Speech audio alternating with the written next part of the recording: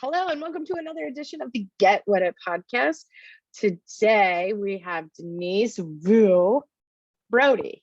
Maiden name is Vu, right? That's correct. Hi, Elizabeth. Hello, welcome. We're excited to have you on. Where are you calling us from? And based out of New York City, have been Oh, living in New York since 2005 and stayed during the pandemic.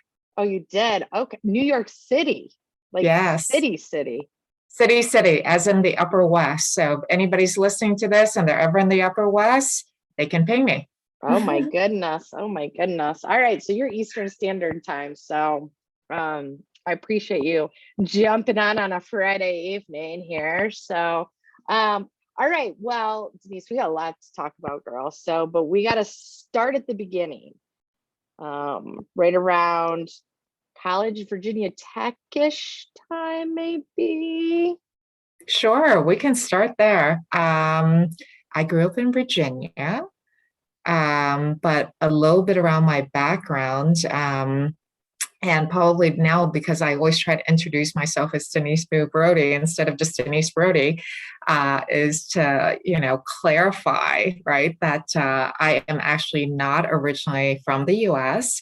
I was born and raised in Vietnam, and in 1979, my mother, brother, and I escaped from Vietnam. And literally, probably like if you've ever looked at a Life magazine or watch TV where you see boat people, that was myself. And I lived in refugee camp for about 6 months when I was a kid, and then eventually landed in Richmond, Virginia, because I was very fortunate. I feel gratitude because my great aunt was already here, and she came through the Catholic Church in the early 70s, and we got sponsorship because you could not be in refugee camp and not have sponsorship. You either ended up landing, if you didn't have the sponsorship, into whatever destination, you either ended up going to Canada, or you went to Australia, or you went to France. And I think like Israel picked up one boat of, Vietnamese refugee folks, but it was very tough getting into a country. So of course, my heart always goes out whenever I see now, on TV, all the folks that are displaced, what's going on in the world with all of the refugees. So that's pretty intense, girl. So you were literally, you and your brother and your mom escaped from Vietnam on a boat here. Yeah, we went How to old were Malaysia. you?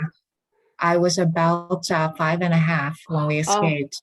And to make it even more dramatic, my mother had 4 kids in her first marriage, and it's very much Sophie's choice, right? She only had 2 hands. So I happened to be one of the 2 middle kids, and it was my destiny to go. My younger brother escaped with my uncle, who got caught in the escape. And he was pretty much told that he went to prison, by the way, and he was told that if he tried to escape again and anybody in the family was with him, everybody would go to prison. So the second escape, he actually left, but left my brother and did not take my brother. And so we met my uncle out in refugee camp. And by the way, my youngest brother and my oldest sister, I didn't meet them until I was 21. and where did you meet them? We ended up, my mother, when I was finishing up college, finally became a US citizen. And through that, we were able to sponsor them to the US. So I actually didn't grow up with them. I always felt this, gratitude of being like a chosen child and having the opportunity to come and live the American dream. Oh my God, that's really intense. By the Yeah. way, people listening to this, I had no idea. Wow. All right. Wow. Huh. Woo. We might need to have some wine here, girl. What? That was Yeah, wow. whenever I tell the story and I think about it, it's been, I came here in 1980 and I still feel like I get tears from it. Wow. That's intense. Okay, so fast forward a little bit. Clearly you went to school, right? Like you Yeah, were absolutely. engrossed into American culture, right? Yeah, actually, when I started kindergarten, I spoke no English at all. I grew up in a very, single mother, very conservative background. I spoke Vietnamese. I grew up with like my 30 plus cousins, spoke Vietnamese at home, only spoke English at school.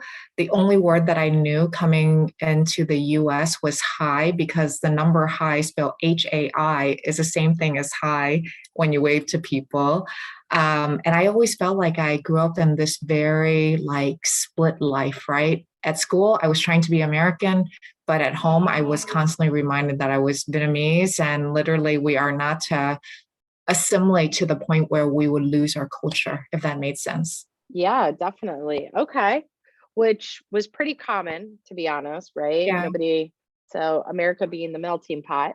Um, okay, so you were in school.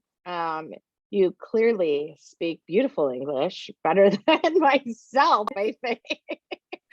You know what is So, crazy? I'm so like I have the moments where whenever I write, I think I count my blessings that Google like corrects things for you, right? And sometimes like because Vietnamese doesn't have conjugation. So a lot of times I'll write like we go, we don't have tenses either. So you only know that we went somewhere a month ago or a day ago because we give the reference of the day. And sometimes when I write English, I'll forget the S or I'm not in the right tense and I'll reread it. And I'm like, oh my gosh, after being here for so long, I still struggle with it. that's funny. Oh my goodness. Okay, so you clearly go to high school, graduate, and you go off to Virginia Tech, correct? Yes. Yeah. So, my journey through school is I always saw when I went to school, there was such an amazing opportunity to learn. And for me, growing up, I love to read. People can't see it because you're seeing me through the Zoom, but literally, Oh, like, I I can have see your tons of books. books. I love to read. And that came, for me as a child, it was an escape. Sometimes on Saturdays, my mother would drop me off at the library, wouldn't see me until 5, and I was just always around books. And that's how I learned. I learned speaking English by watching TV. The Cosby Show, by the way, was my favorite show growing up. And the only reason why my name is Denise is that because of Denise Huxtable from The Oh Cosby my Show. gosh. And people just could not pronounce my real name. So my real name is Huong, which is very hard if you're not Vietnamese to pronounce it. So when I became a citizen, I just decided to change it to Denise because I love the show. And I was like, I'm going to make it easy for the Americans to pronounce my name. The interesting part was, a lot of times you hear a lot about tiger moms and, especially with immigrants. I didn't have that because my mother grew up with left Vietnam with an eighth grade education. She grew up in the countryside. She's worked literally, our labor work all her life. And so she kept saying to me, the best thing you can do with your life is to be a beautician and not have the opportunity cost of going to college. And I saw that everybody around me was going to college. They had other aspirations. And I was like, oh, let me just apply for a few scholarships and see if I could land a few things. And maybe I'll take some AP classes like in English and history and place out. And that would help me save like a semester's worth of, tuition. And ironically, my brother did brilliant in school. He graduated salutatorian. He was top of his class. And I was just like, I got to figure out how to get to college to escape poverty, right? I mean, we always lived below the poverty line. As a kid, I was always really embarrassed because you had those free lunch tickets and everybody knew who was poor. And every time I would go to lunch, and if I lost my lunch ticket, I didn't eat for the whole week, but I would, pull off the lunch ticket. And I always felt really embarrassed by that. And of course, we grew up on welfare and, literally lived in low income housing. And I just remember I was like, I got to go to college. But my motivation was not really right because I had gotten the scholarships. I knew I could do the work, but I actually followed a boy to Virginia Tech. And I literally was like, I'm just going to go. I had, just took a leap, and then I got to school and I really enjoyed it. I was a complete introvert growing up, and through college, I became an extrovert.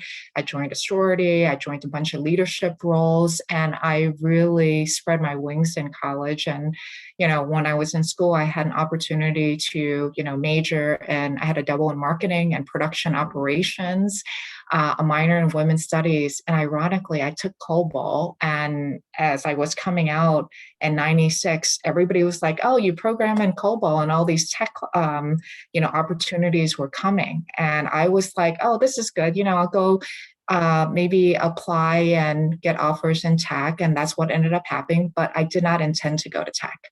I actually only wanted to work for a couple of years because I really wanted to go to law school. I figured, with being an immigrant, a woman, my goal was to go to law school and focus on those areas. And that's why I have the minor in women's studies. But I went to tech and I never went to law school because I loved it so much and I had so much fun. And I just felt like the sky was the limit, because if I had grown up in Vietnam, I would have never gotten any of these opportunities at all. And I didn't see a ceiling. I know everybody talks about the ceiling. I didn't feel it. I didn't see it. And I was just always like, if the opportunity is there, I would take it. Wow. Did you see my eyebrows go up? Like the look when you said you followed a boy to Yes, Virginia?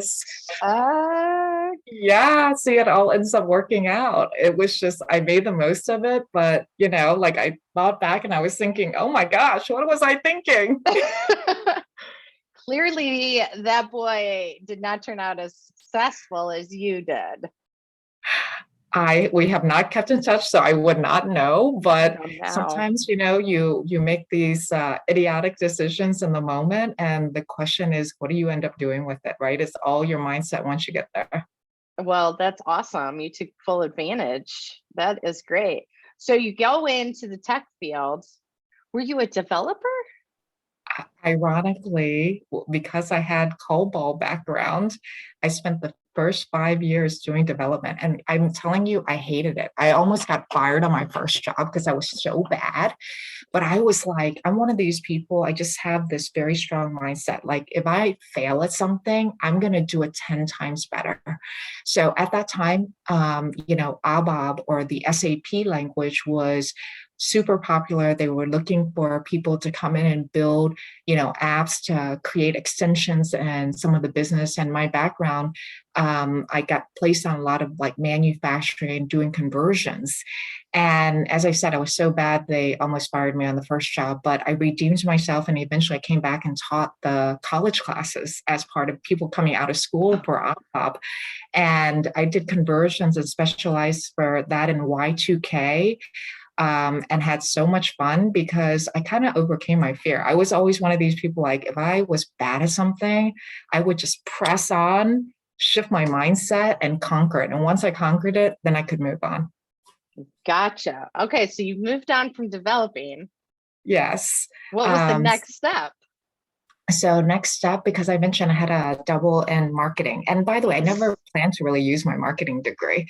I always felt that the production operations was the interesting one because I wanted to really focus on, quality control and go to the manufacturing floor and optimize processes.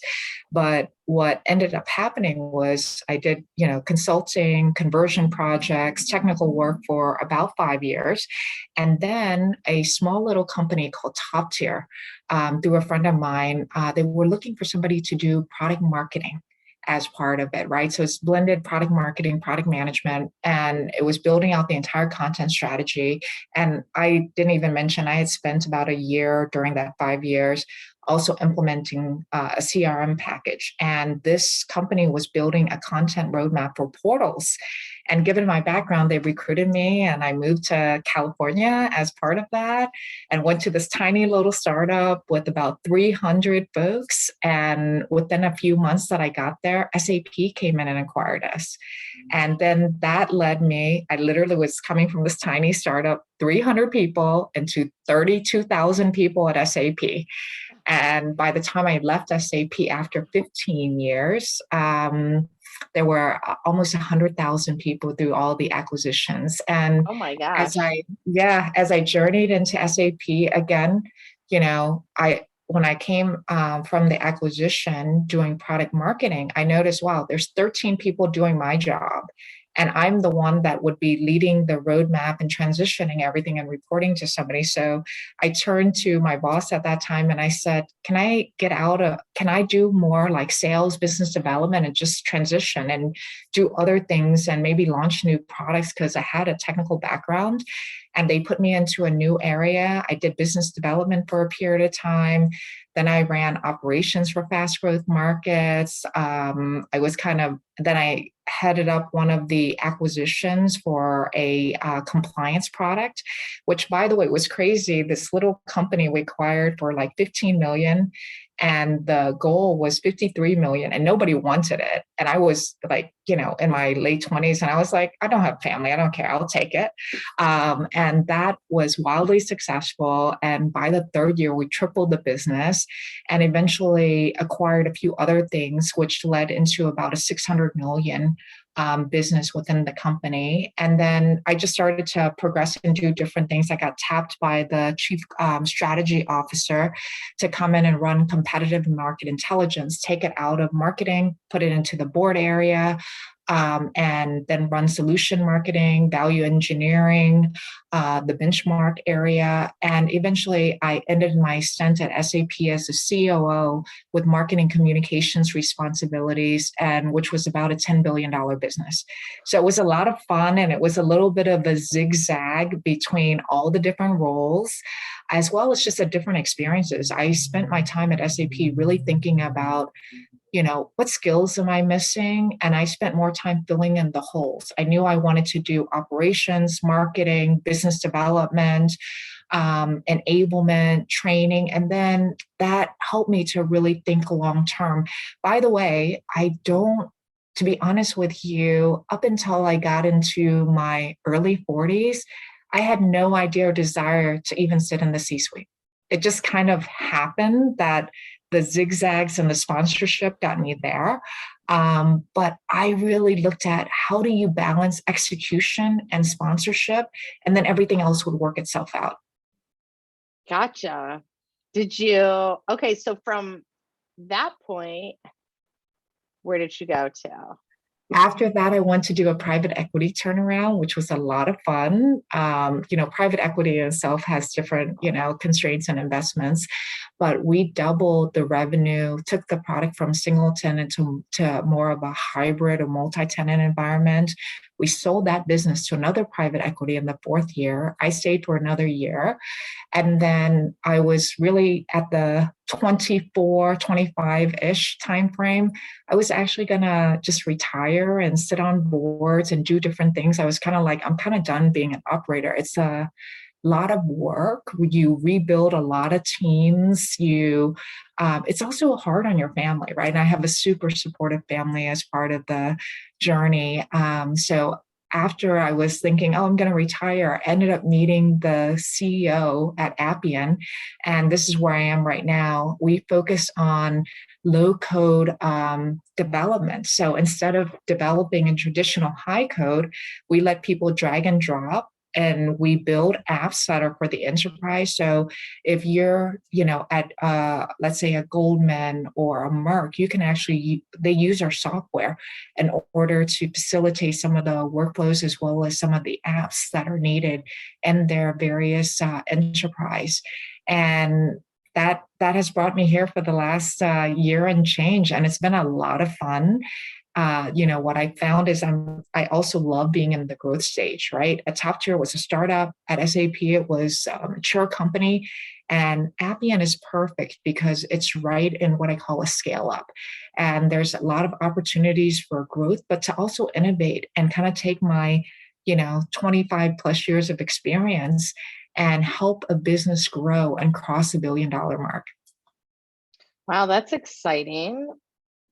So I've seen Appian. I've seen because low code is like a hot thing right now. It People is. like me can do it.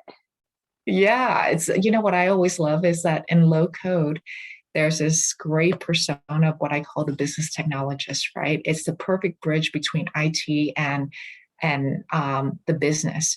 And if you're coming from a STEM background, or you have coding, so let's say you have outdated coding skills like me, like COBOL or ABAP, you could actually come in 2 weeks, learn low code. And it really democratizes access to development and brings so many more developers into, the overall umbrella. And don't forget, like from now until 2026, we're missing 37 million developers to do all the work across all these enterprises and organizations. So there's a huge opportunity.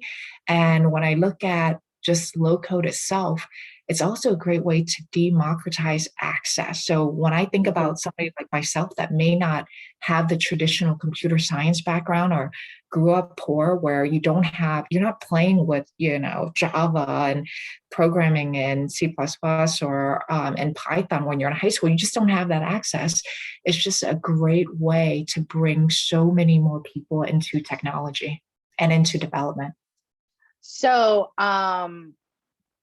I think I know the answer to this, but when you're in that C-suite, how many of your fellow females are in that C-suite with you?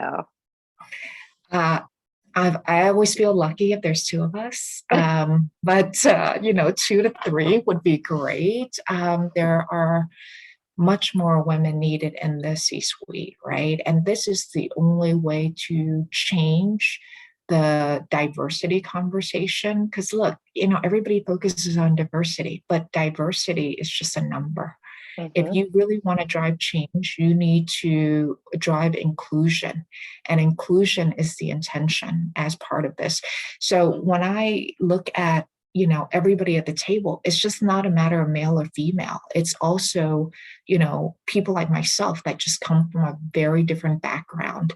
And it's diversity of thought, it's diversity in the way that we approach things as part of this. And I would say even things that, I bring to the table because of my Vietnamese background. I look at work as very much like an extended family. That's how I grew up, right? But if you probably talk to many Americans, I'm not sure if everybody views work that way. And I wonder if work would be different if we viewed everybody as a potential family member and the way we treated them, or like a friendship. It's very I totally agree. We grew up so communal. And I think that diversity changes the way that we engage, the way we build culture, the way that we are with each other, and the way that we bring people together as part of it. Because at the end, and no matter what we do, right? Like, we are in the people business. It doesn't matter that Appian is a software company. At the end, we're in the people business. Mm-hmm. Very much so. So when you're not like kicking ass at Appian, what do you do for fun? So many things. I love to hang out with my family, of course. We are always roaming the city. I think during the pandemic, we have walked in every single neighborhood. We'll sometimes even walk from the Upper West down to Chinatown and walk back because we were not using the subway that much. We hike a lot. We hike in Rome. And of course, we love to travel. You went and hiked in Rome? Hiked all over, hike and roam around. Rome. I thought you said Rome. I was like, what? That was random. We're roamers. I always say we roam everywhere. It's, we'll literally travel into any city and try to find the nooks and crannies of the city. So we like to really roam around. Do you have kids? Yes, two beautiful daughters, 11 and 13. And they're just so much fun. But I will tell you that the best part about having children is they really ground you, right? I think I became a much better leader, manager, just a person, having children, because what they really force you to do is just to think about the compassion and the empathy. Mm-hmm. That they do. And they also try those patience. That too. You definitely learn to be much more patient, especially when you've got a tween. That's right. Wow. So, so you do a lot of hiking around the city, roaming. Not in Rome, but roaming. I'm roaming, not in Rome though. Anything else that you do? Love to cook, love to read, as you know already. So, oh, still keeping up with that reading, eh? I see all those books behind you. Have you read them all? These are my favorites. Behind me are all my favorite books. In the living room, there's more. I try to only keep the few that I really love because it's New York. I mean, having a book in New York is like having one shoe, right? So it's all trade-offs as part of it. There looks And like then, there's 100 books behind you. yeah, there's literally, I could live in a library. I just think there's so much to learn in the world.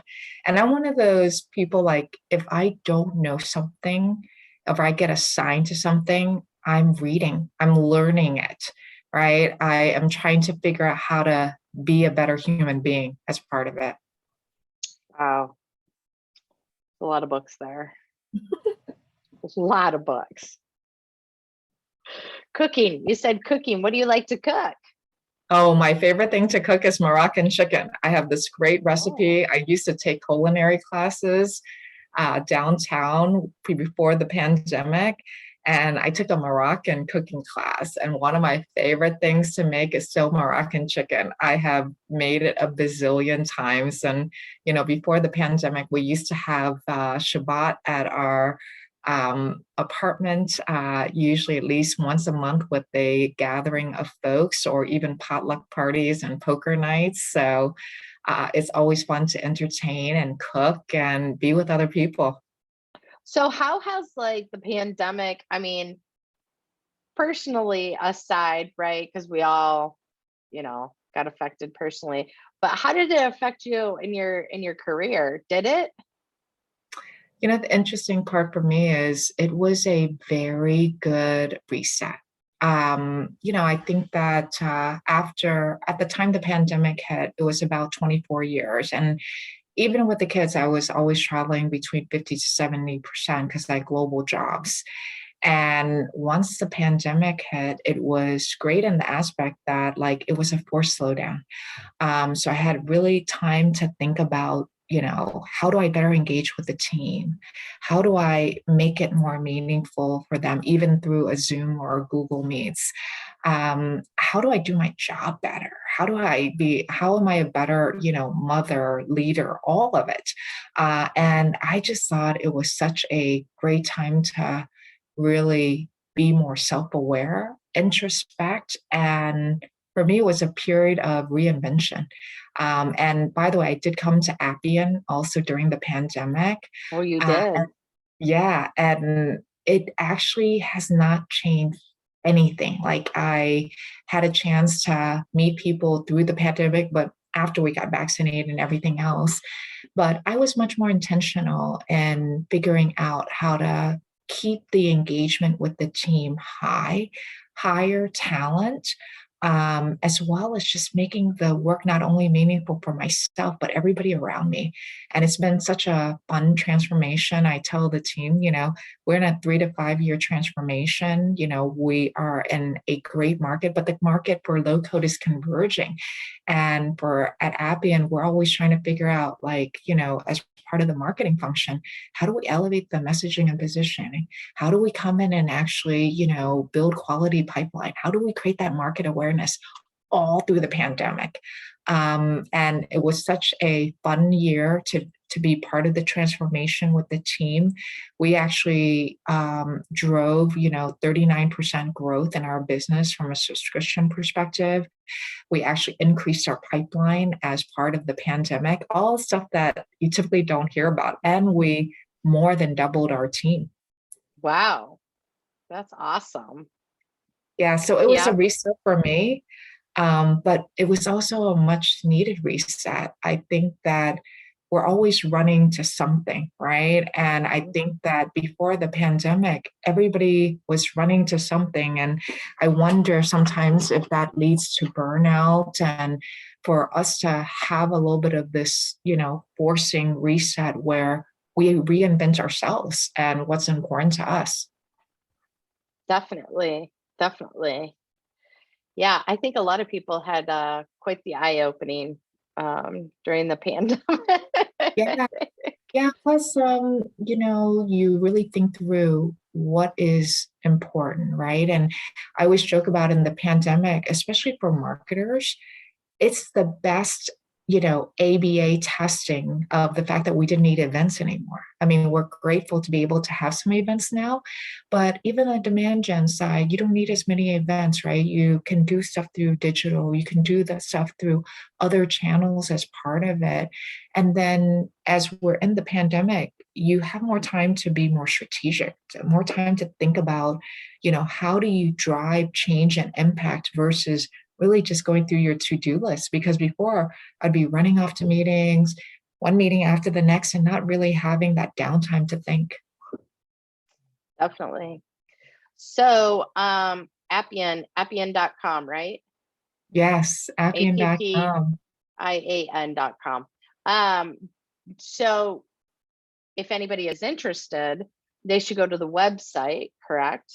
Absolutely. By the way, you can join our community. You can come in and get, updates on what we're working on as part of it. And then we've got a trials environment. So we have an entire certification where you can come in and in 2 weeks become low code ready. And you can come onto a trials platform and build an app. You can come in and test run our process mining solution. You can look at, solutions that partners have built as part of it. So we welcome anybody that wants to learn. Wow, that's pretty cool. So they just go to the website and they can find all of this Yeah, information. yeah, All right, Appian, Appian.com, right? that's correct. Okay. I always like to make sure I say it correctly because just like last names, I can screw up the web addresses too. Yes, it's Appian. We kind of don't like it when people go Appian, but it's Appian. That's the correct way to pronounce it. I was looking it up and I figured it was Appian because I've seen it before, and I had to chuckle. I'm like, I wonder how many people say this wrong. Yes, You probably cringe when they say it wrong. Like, oh, that's not right. I do. All right. So, along with subscribing to the community and whatnot, is there if people are interested in learning more about joining as a job, is there like a human resource or contact Yes. us or however Yeah. that works? Yeah, absolutely. You can go onto the career site. You can actually watch a video on just our culture. You can see the open roles as part of that. And of course, by the way, it's interesting if you go into LinkedIn, and you just put in Appian, jobs, there's actually over 200,000 jobs across the globe open between all of our partners, our customers, Appian ourselves. So it's quite amazing to see all of the interest out there from, the market. That's crazy. It is crazy. Wow. I liked the statistic you said, needing all those developers, man, that's true. Technology is not going away. No, not at all. And I think that, as women, there's a little bit of fear of coming into technology, right? I think that don't forget I started on the coding, and I thought it gave me a great foundation for the 5 years. But if you decide to do it for 1 year or don't not to do it at all, there's so many roles within technology, right? So don't forget, I actually, in my last role, I recruited an English major to come in and do content editing, who was like, she said to me, she goes, I would have never thought to come into tech as part of this. And there are so many roles in tech. And so don't think that just because you don't have, a development background or you don't have a computer science background doesn't mean that you cannot be part of the tech movement. We need more women in tech. Definitely. Definitely. Um, well, that's awesome. That so are you gonna stick around for a while at Appian? I mean, you don't have to like divulge anything in case somebody's listening, but is this like gonna stick around for a while kind of gig? Yeah, I love the culture here. We're a culture of dissent.